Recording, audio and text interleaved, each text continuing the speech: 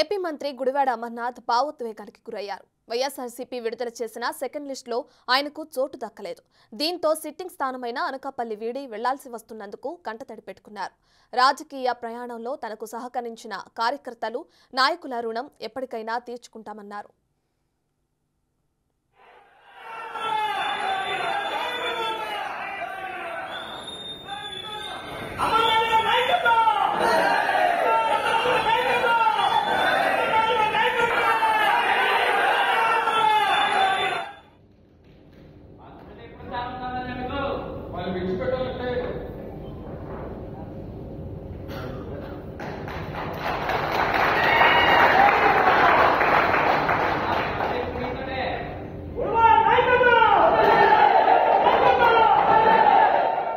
మంత్రి అమర్నాథ్ కంట కన్నీళ్లు వచ్చేసరికి సమావేశంలో కొంతసేపు గంభీర వాతావరణం కనిపించింది.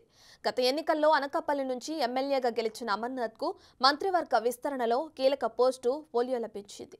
వైనాట్ 175 అంటున్న వైసీపీ అభ్యర్థుల మార్పులో భాగంగా అనకాపల్లి బరిలోకి కొత్త నాయకత్వాన్ని తెచ్చింది. మలసాల భరత్ను నూతన ఇన్ఛార్జిగా నియమించింది.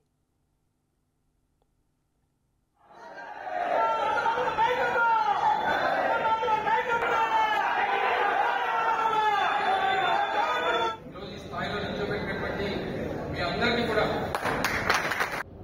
వాళ్ళతో మాట్లాడినప్పుడు ఎంతమంది మధ్యలో నేను మాట్లాడలేనమ్మా.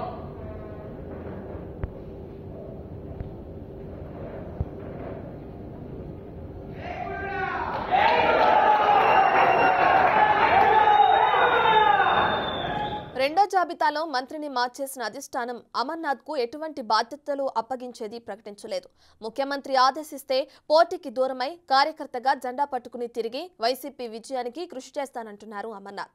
అనకాపల్లి నియోజకవర్గ ప్రజలను తాను చనిపోయే వరకు గుర్తుపెట్టుకుంటానన్నారు అమర్నాథ్.